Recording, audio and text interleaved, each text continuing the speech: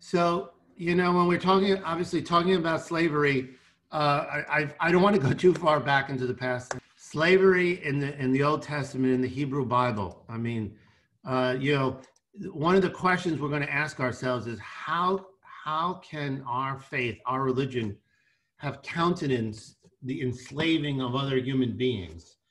Well, unfortunately, this goes back millennia, even though it wasn't race-based up until the early modern era. Obviously, slavery goes back. You know, in the Pentateuch, the Law of Moses did not establish slavery for the Jewish people, but it actually regulated, modified it, and I don't know if the word is humanized it a bit. The Talmud counseled slave owners to treat slaves with compassion. Then, of course, you have, you know, the liberation of the Jews from slavery in Egypt, but still, then that didn't undo the understanding that it was still, if you will, a legitimate human institution. And this is actually, you know, this is what the slave owners would have pointed to. What the slave owners would have pointed to justify this Noah's curse.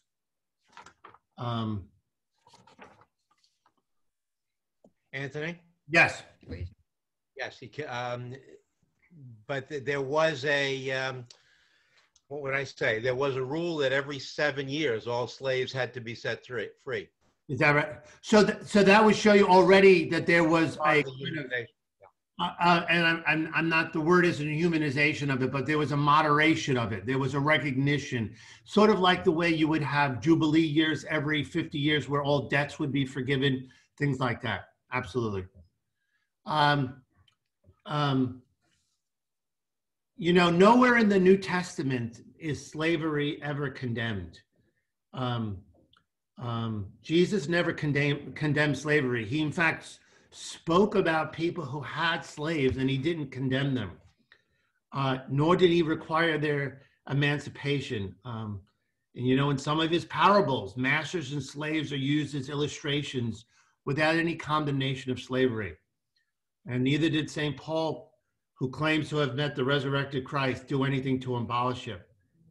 In fact, he did just the opposite when he acknowledged the right of the master to the services of his slaves. And there's, you know, there's at least another dozen places in the New Testament where slavery is you know, is not condemned. In fact, it's just reaffirmed that it's a reality of life.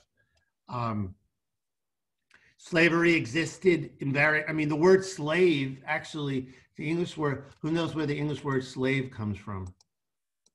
Anyone? You can just call out if you know the answer to that. It actually comes from the word Slavic, Slav, the Slavs of Eastern Europe, when others had enslaved them. So again, it would have been white Europeans enslaving other white Europeans. Now, things start to change. By the 16th century, and when I say the early modern era, historians would say the early modern era would begin with the European age of exploration, the Renaissance Reformation, like that, 16th century. Paul III in 1537 prohibited the enslavement of indigenous people. So that was, you know, a step forward. It wasn't until the 19th century, so another 3 centuries ahead, that Gregory the 16th, in case you're wondering who that guy is, he's Gregory the 16th. He condemns the international slave trade in 1839. Now, it's kind of interesting. Part of the reason he did that, he actually was he was Italian. They were all Italian, you know, until John Paul II, at least. He was a Camaldolese monk. So he lived a pretty, you know, pretty isolated existence. But eventually, when he started working in Rome, he got involved with the missions, understanding, you know, the missionary activity of the church, which at that point obviously had been in the Americas for centuries, but was now, because of the Portuguese, and was pushing farther into sub-Saharan Africa. And with the expansion of the church there, and as well as the slave trade that had been going on for centuries before that. Actually, Gregory, before he was Gregory the 16th, started to see the need not only for evangelization of people there, but also the problems of the slave trade and slavery itself. It was also at a time when the British had already started to, they had abolished the international slave trade. So there was kind of an interesting synergy between Gregory and the British government, the British Crown, because he was trying to regularize more and more relationship with the church in Britain and in Ireland. So they kind of cooperated on this slavery thing, and that also helped the church in other ways in Britain.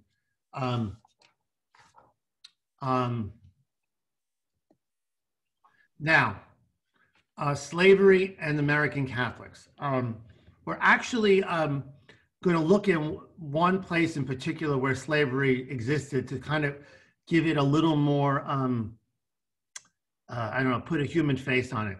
So if we're looking for any prophetic voices in the church prior to the Civil War, they're very few and far between. And there are reasons. Now, one major reason is racism, absolutely. But there are other reasons too that I'd like to explore. The church in the South completely conformed to all the pro-slavery social and political pressure. Bishops, clergy, religious owned enslaved people. American Catholics and both sides of the Civil War supported slavery. The church, church law actually had pretty strict rules about how Catholic slave owners were to treat their slaves. Again, like playing off of what Jeff said. Again, you know, that it had to be humane, and you were supposed to allow them, you're supposed to allow them to marry. You should never break up slave families. You should let them learn how to read and write so they could learn the scriptures. Now, whether that actually was always allowed in the American South is a totally different thing. And the church, I mean, the last point there, which is sad, but you have to be very honest about this. The church never advocated in any meaningful way in the United States for the abolition of slavery before the Emancipation Proclamation. There were a few voices in the church, but by no means would you say it was a large, and it was a movement. So I wanted to make this point. So I think I mentioned last week that one of my former professors was going to speak to my class on Friday, which he did do, which was very nice. And Evan made a point of saying that actually at the time of this papal bull of 1839, this is, now West Virginia wasn't a state yet. That's actually still part of Virginia.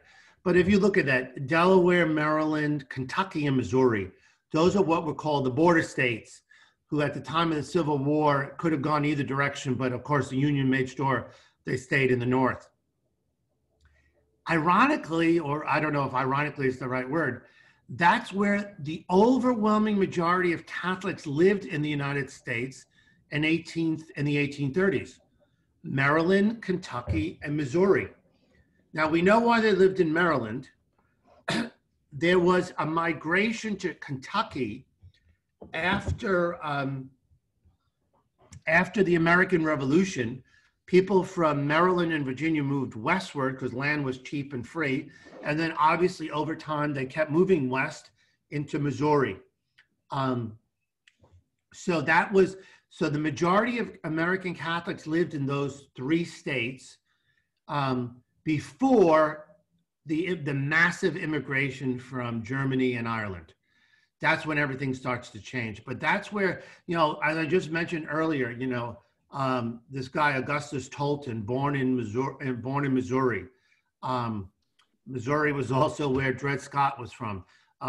Roger Brooke Tawney, the first Catholic Chief Justice of the Supreme Court, from Maryland. So you see that kind of Catholic belt, if you will, across the four states. I'm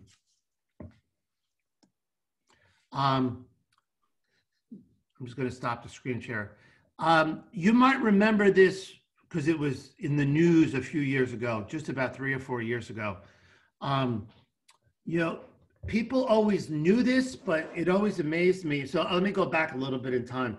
When I was my professor Emmett was telling this story to the boys in class. I asked him to explain how he first got interested in writing about. So Emmett Curran, this professor of mine, he wrote in the late 1970s the first scholarly study of the slave holding that the Jesuit slaveholders of Maryland up until the sale of all their slaves in 1837 or 1839, I think 1837. Up until that point, no one had really done any serious research on this. He said the way he got into it was a Vincentian priest who was another religious order. They're the group that founded St. John's University. They too had slaves in Missouri. And a Vincentian priest who was a historian was writing an article about Vincentian slave holding in Missouri. And he reached out to Emmett and said, well, why don't you write something about the similar situation with Jesuits in Maryland, which he did. They presented their paper at the American Historical Association convention. That year was in Los Angeles. It was like around 1979. And the scholar who sort of led the conversation was a giant in the history of America, the study of American slavery. It was a man by the name of Eugene Genovese. Oh yeah. Yeah, Roll, Jordan, roll, he wrote. Yep. He was exactly up until the Second World War, the scholarship done by American scholars on slavery was, we would almost find it laughable, reprehensible, embarrassing. Most of what was written before the Second World War on slavery, very little was written in any sort of serious scholarly way. The major thesis was, most slaves were fairly happy in their lot in life until the Civil War. Okay, that was generally true up until the Second World War. Then this book comes out in 1954 by Kenneth Stamp, The Peculiar Institution. That was a blockbuster of a book. First serious study to look at the lives of the experience of the enslaved people. And he used sources that had never been used before. That was sort of an earthquake in the field. And then things start to change. And as you can imagine, from the 50s, 60s, 70s, things are changing. So Emmett writes this scholarly article, which ultimately led to the president of Georgetown asking him to write a history of Georgetown. Now, it turns out, and I remember having conversations with Emmett about this, two of the men who were involved in this wicked, wicked sale of slaves had two buildings at Georgetown named after them. And I remember saying to Emmett, or him saying to me, he said, he's a very kind of shy, retiring man. He said, I've always thought it was odd that the university never had any concerns about this, that these built, and this was in 1998. So this is more than 20 years ago. And we both sort of shrugged and said, well, hell, they know what it's about, but no one's changed it. Well, obviously, eventually, and I think around 2016, all things really heated up. But some of the way it was written, and I have to say, I went to Georgetown, and some of the way when the university first sort of responded to this, it was almost as if they didn't know it. But that would have been an outright lie. It had been known for decades. It was sort of ignored, the reality of this. It was ignored. I'm going to go back to the screen share.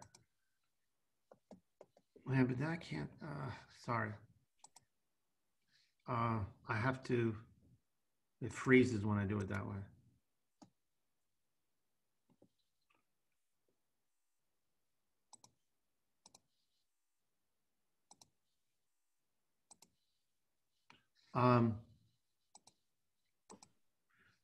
Okay. So the Jesuits arrived. We're not going to go back to what we already did, but they arrived in 1634. They had indentured servants back then. The first evidence that we have is that they became slaveholders as early as 1717. There's actually documentary evidence of the purchase of enslaved people then. Emmett said that at the time of the early 19th century, the Maryland province was the largest Catholic slaveholder of anywhere in the United States. At that point, they had maybe they had close to 400 slaves across their several plantations. But the horror comes to this one. The horror is in 1838, the Jesuits sold 272 people, men, women, and children, to plantations in Louisiana to raise funds for Georgetown. Now that is, obviously it's a photograph from the 19th century, but that was one of their plantations which would have had slaves. And those buildings would have been there going back to the 18th century. Now a little bit more about this sale and the controversy about it. So by the 19th century, the Jesuits were not very good at running plantations. I know that sounds horrible to say, but actually let's go back a little bit. You might remember in the first conversation that when the Jesuits came over with the Maryland settlers in 1634, they were given no preferential treatment.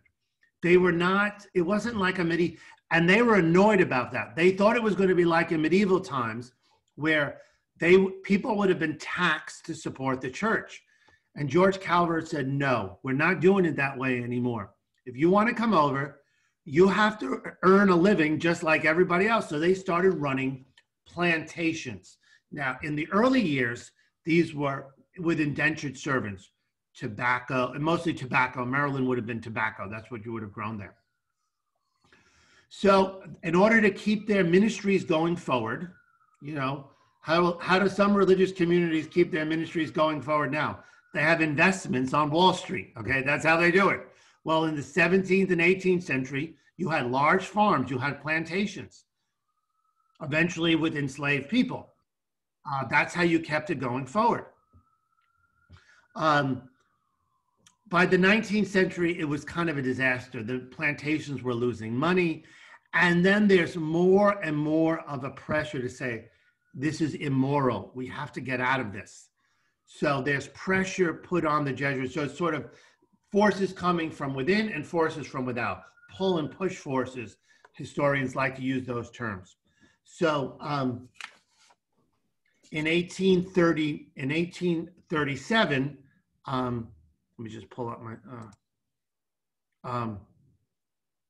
in 1837, here, let me pull this up.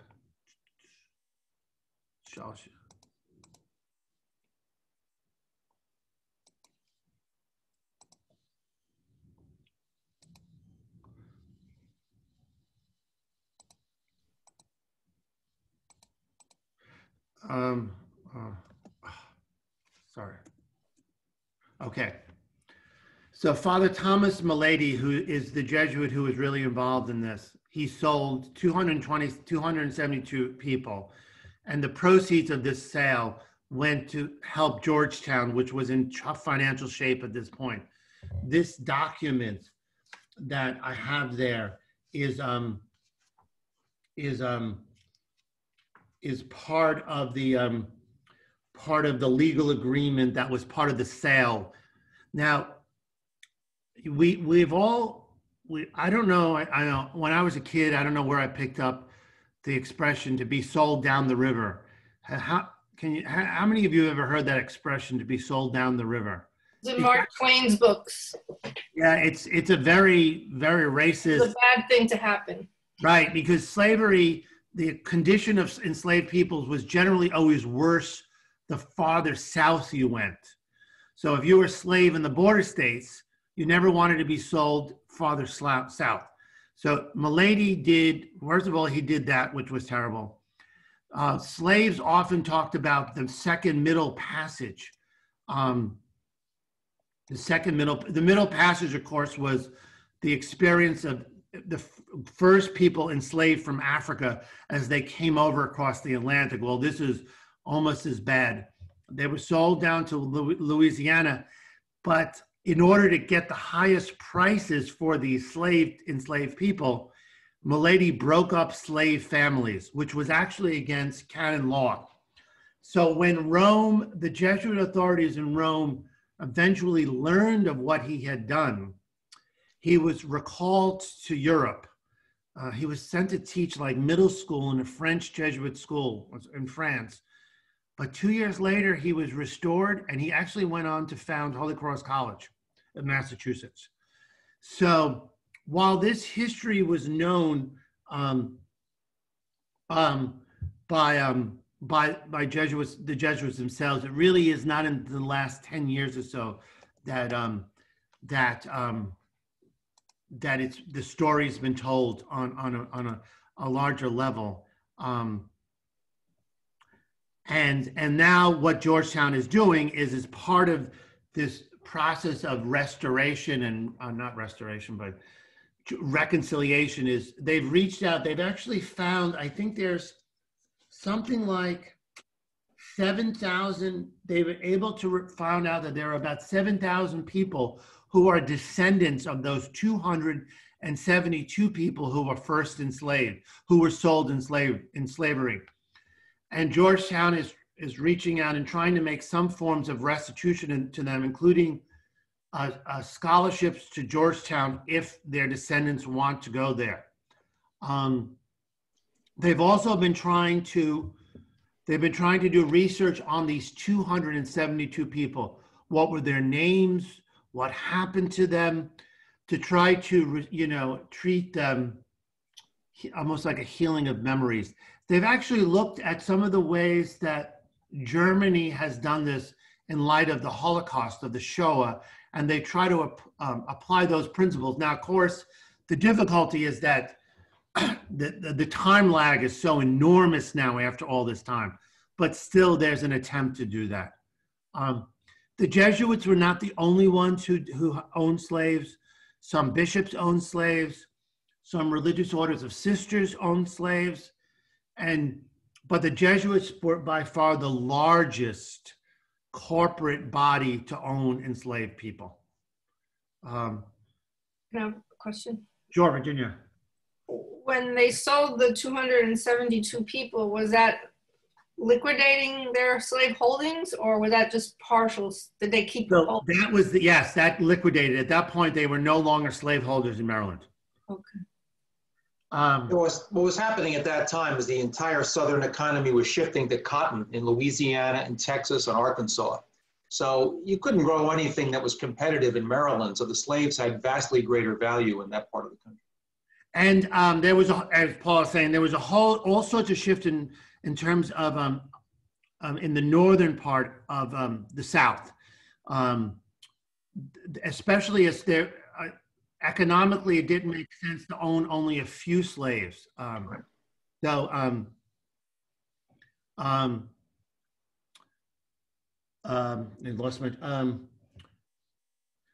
now let's go into lead up until the Civil War. Just lead up until the Civil War.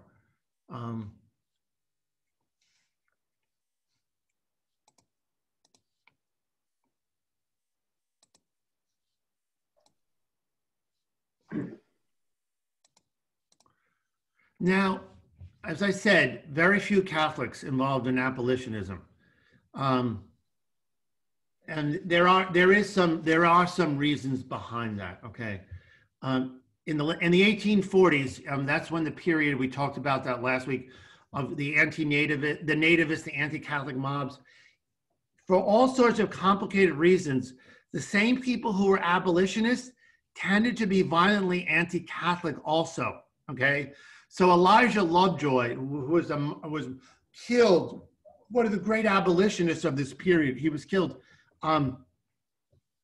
He spent much of his time warning about the Catholic menace coming to this country. the Beecher family, everyone from Harriet Beecher Stowe to her brother Edward Beecher, to her other brother Henry Ward Beecher, who was, you know, right here, a block from Assumption at Plymouth Church. They were all pretty anti-Catholic. In fact, in the novel Uncle Tom, and her novel Uncle Tom's Cabin, Uncle Tom conspicuously escorts a Catholic slave to Methodist meetings, hoping to liberate her both from her slavery as well as from her Catholicism. So, you know, you have this interesting thing there going on there. So the very people who are calling for the abolition of slavery are also being very harsh and nasty and negative towards mostly the Irish who are flooding into this country at that time. So that's a little bit of the background of why. In addition, you know, the Irish who are pouring in here, they see blacks who are coming to northern cities as threats economically. And then, of course, when the Civil War comes and they're being drafted, you see all sorts of problems with that too, because they see themselves as having to fight for a war to free a group of people who they are in economic competition with. You know, the Emancipation Proclamation, January 1st, 1863. Now Hughes, Lincoln announced that he was going to do this in September of 1862. You might remember that Lincoln, when he was running for the presidency in 1860, he never supported, he absolutely did not support the emancipation of all the slaves. A tremendous amount has been written about that. Why he didn't do that. Was that done for pragmatic reasons? In some ways, he was very much a politician. It's interesting in terms of abolitionism, I will say this, while so many of the other abolitionists were anti-Catholic, we have there's nothing recorded that Lincoln ever said anything nasty about Catholics. Kind of interesting about it's kind of, well, obviously it says a lot about them. His Emancipation Proclamation changed the nature of the war by making abolition a goal. Feeling that a war to preserve the Union had become an emancipation crusade, almost the entire Catholic community, the hierarchy, the Catholic press, the clergy, the laity, with virtual unanimity opposed Lincoln's executive order, and a growing number came to oppose the war. Now, part of this had to do with the church's teaching on slavery, which, as I showed you, or we discussed, was tolerant of it, well as the community's haunting memories, at least some, of the slave rebellions in Santo Domingo or San Dominique or Haiti. Also remember that all those revolutions sweeping through Europe at that time, going back to the French Revolution, and the successive ones after that, the revolutions of 1830, the revolutions of 1848, the same liberals with a capital L that were calling for all these changes in society, some of which were very anti-religious. They were the same ones calling to end slavery. So in Catholics' minds, this all got melded together. Without going, and I want to look at you when I say this because this is too controversial not to look at you when I say this. I have a feeling that someday in the future, when historians look back to the way Catholics have been reacting to Black Lives Matter, and you may have seen a fair amount written about this, some Catholic groups are very hesitant about the Black Lives Matter movement because of some of the things the movement stands for. I can see some similarities between hesitancies of Catholics towards abolition and that. Now, of course, comparisons, you have to be very careful with them. I mean, when you're going across centuries like this. But I think the larger thing, the larger point would be, whenever you see a movement going forward toward, in terms of one issue, one policy, one topic, and it melds with others, they often will get confused with each other in the minds of some. So I see there's some common, I see there is something worth discussing or looking at some point. John McGreevy, who's a scholar at Notre Dame, very fine Catholic historian, he wrote, Catholics lumped immediate slave emancipation with political radicalism that threatened the foundations of society. And that's why many of them, it was another reason you might say why they were racist, why they were hesitant towards emancipation. I'm not trying to justify what they did, but I'm trying to give it some context, because these were human beings with a lot of pressures on them. These would have been Irish in the North who, I made this point in class with my students when we were talking about this topic. The Canal Age in American history was a very brief age. Most of us don't even remember it anymore.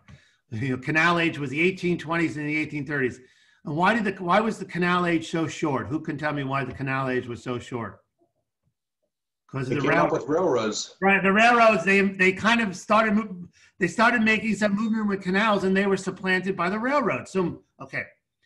Digging canals is a very nasty business. A lot of people who dug canals died of malaria, diphtheria, other smallpox. Obviously, we know all about pandemics now, but that was true in the early part of the 19th century. In the South, in the border states and in the South, plantations usually did not have their slaves dig canals. Do you know why? They were too valuable. They were too valuable, because if your slave died, you lost a major capital investment. So who did you hire to dig your canals? You hired Irish.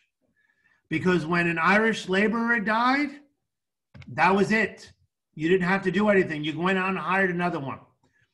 So I know that sounds like a very dramatic point, but if you could understand, if you could put, it would be important to put yourself in the shoes of those Irish immigrants to see how the economic competition between them and Black people, enslaved people, and then ultimately free people of color. You would have also hired a free person of color to do this, because if he died too, you lost nothing on your investment. You just went out and hired another one.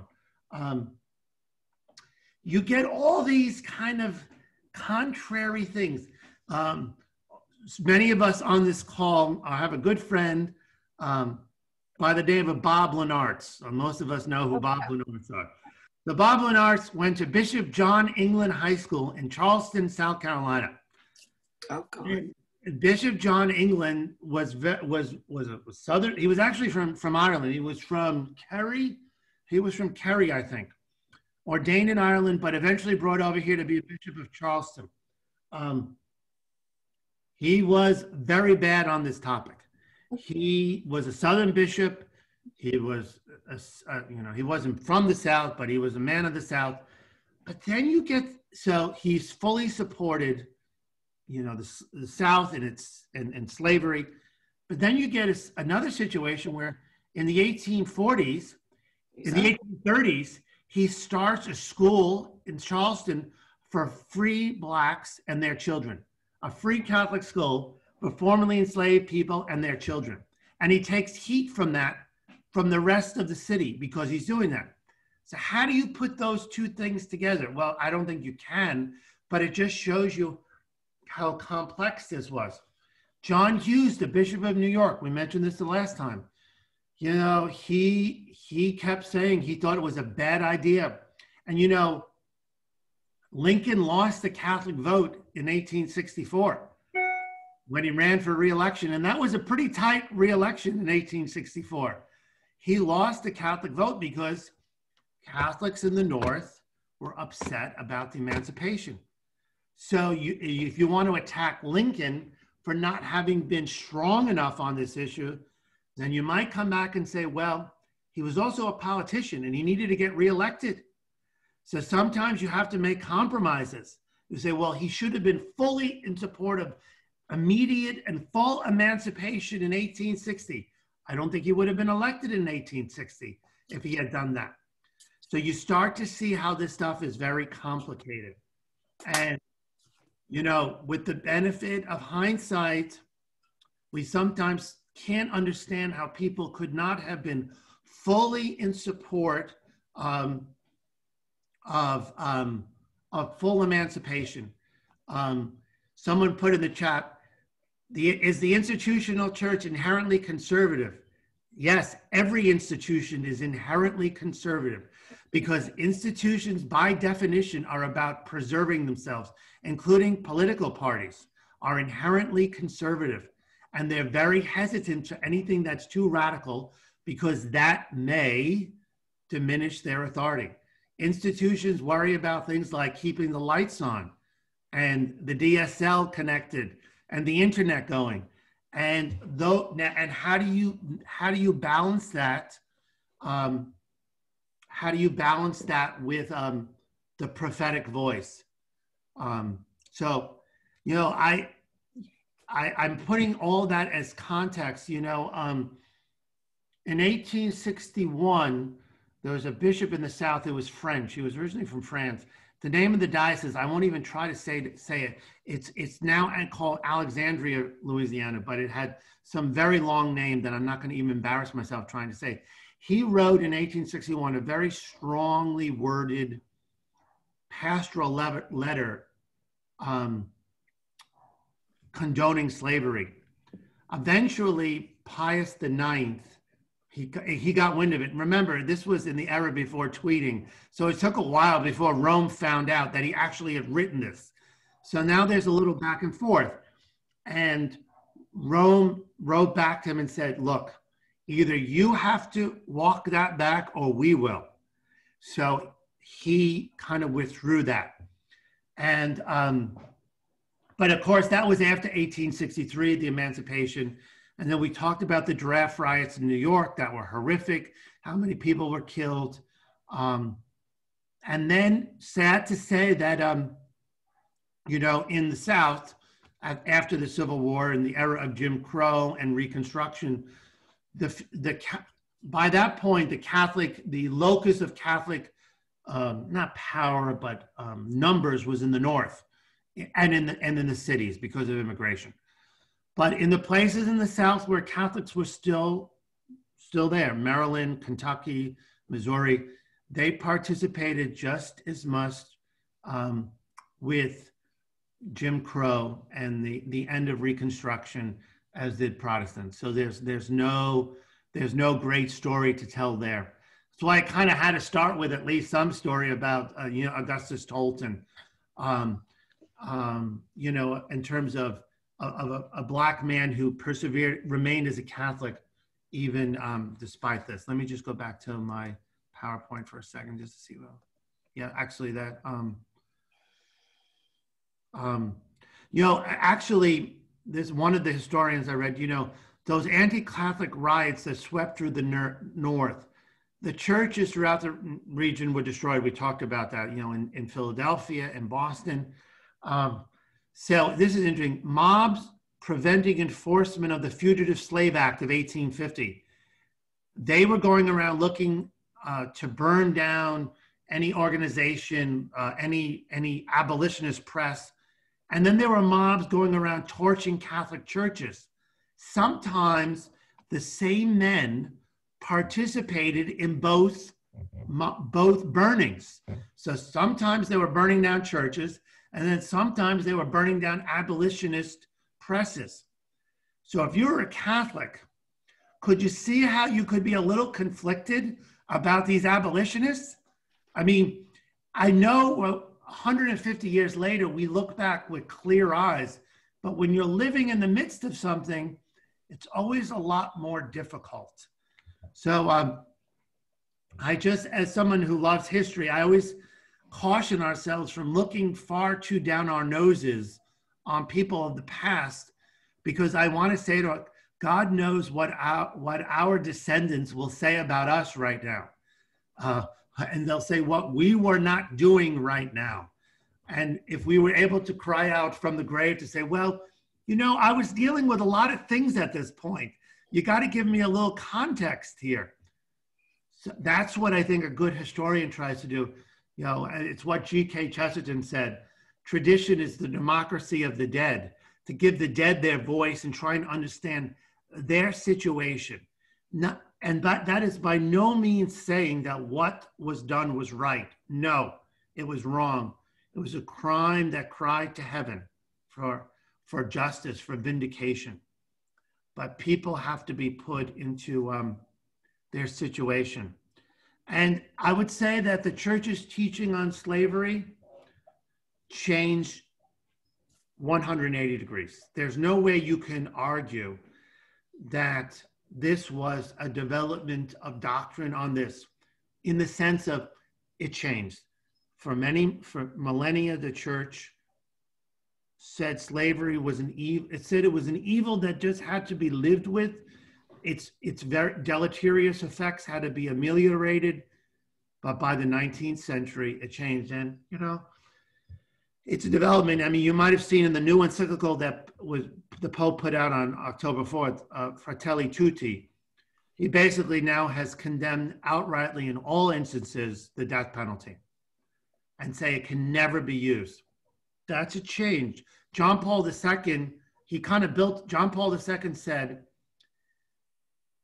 I would have to look at his word. He basically said, it might be justified theoretically, but there's no place in the modern world that it should ever be used. There's no place.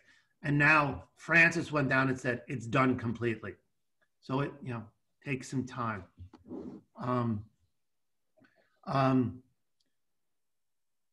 Any questions, any points maybe to discuss, to continue a little bit on? Well, just to point out how weird things get, I've read that many abolitionists weren't very supportive of blacks after the Civil War. Absolutely. And actually, thank you for saying that, Don, because there was even a movement amongst Catholics, as you know, there was this sort of resettlement movement. Actually, Pope Gregory XVI had an idea. He thought that the Maryland Jesuits, with some of this money, should set up a colony for former slaves in Africa. They actually tried it. It didn't work for about 2 years.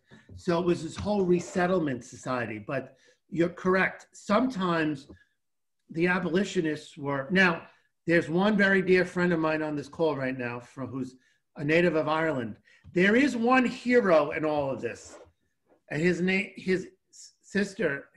nickname was the Great Liberator. Would you unmute yourself and tell us who that was? If you know how to unmute yourself. Daniel O'Connell. So Daniel O'Connell, that's right, was called the Great Liberator. Okay, he was one of the loudest voices in the Catholic world condemning slavery. He met Frederick Douglass. When Frederick Douglass went to Ireland in the 1840s, he met him. Daniel O'Connell, who was actually quite critical of Irish Americans for their support of slavery. He was invited many times to come to the US. He never came here because of the existence of slavery. He refused to come to the United States because of the existence of this vile institution. So he is one of the heroes of this. And there was an article in the London Tablet recently where someone said there were no great 19th century Catholic voices against slavery. And then a week later, there was a letter to the editor by someone from Ireland who said, you forgot about Daniel O'Connell. So it's important to remember that there were some prophetic voices at this time. But not in America. Very few. There was Orestes Brownson. So Virginia, the next time you go visit Julian and Fordham, if they ever allow you to do that again, if you're ever allowed on campus, there's this statue of Orestes Brownson, who looks like an Old Testament prophet. He's got a beard that is like, 3 feet long. He was an atheist, then he became a Unitarian, then he became a Catholic. He was a great voice of abolitionism in the 1840s and 50s. And he fought with some other prominent Catholics who were pro-slavery. There were two brothers in Cincinnati. One was a bishop and the other one was a priest. The Purcell brothers, they were abolitionists. There was a bishop in Pennsylvania. He was a convert from Congregationalism. He was an abolitionist. But these are, I think I pretty much named. Well, Isaac Hecker, actually Isaac Hecker, who some of you might know, who was a founder of the Paulists. He's buried at St. Paul's on 59th Street. He was an abolitionist and he tried to push the envelope on it, and others pushed against him. So there were some voices, but by far they weren't many. You know, and today, obviously, in every generation, we're trying to figure out who are the prophets of today, who are the ones really speaking the truth. And sometimes it takes distance to see who that was. You know, it's hard to see it very much as it's all happening.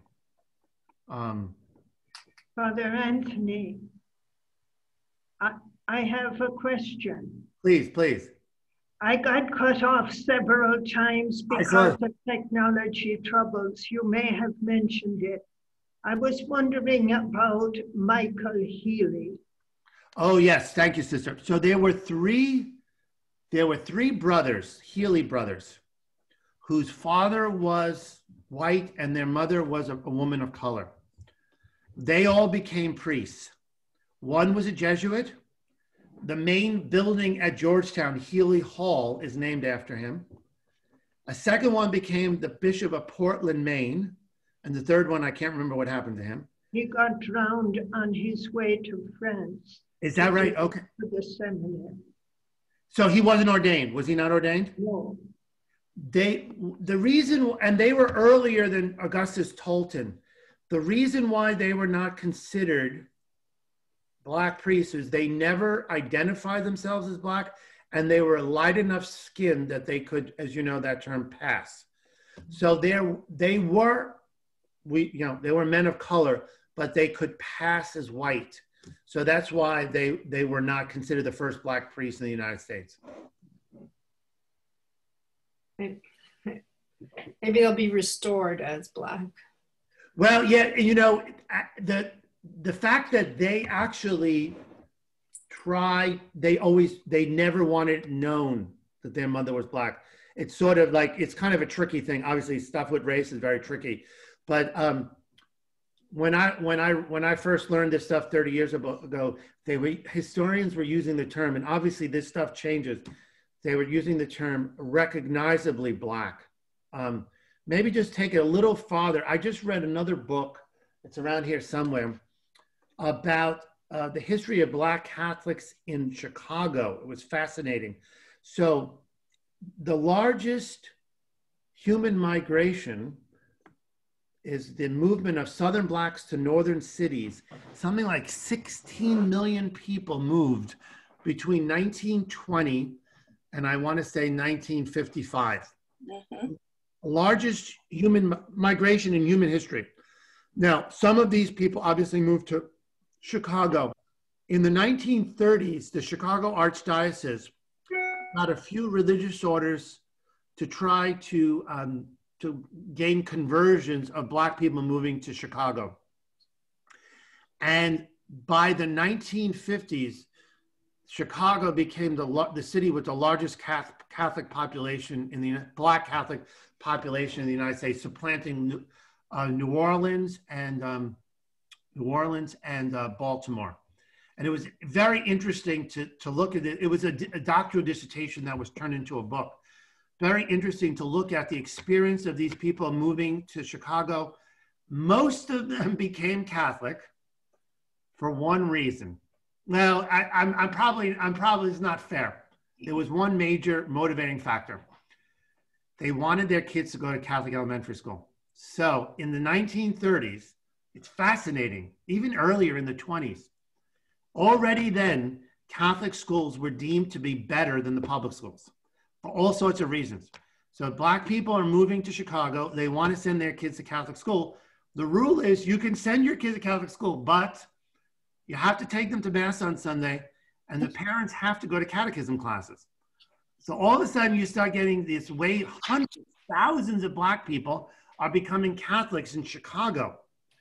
And it was huge. They put on fascinating, they put on these living stations of the cross that were known throughout the country, where people would come to these black parishes to see them put on during Lent, the Stations of the Cross. And some of these people who became Catholics in the 40s and 50s are still alive today. They're much older people, but this man interviewed them, and it was fascinating that when the council came, the Second Vatican Council came, some of these people were very resistant to the changes of the council.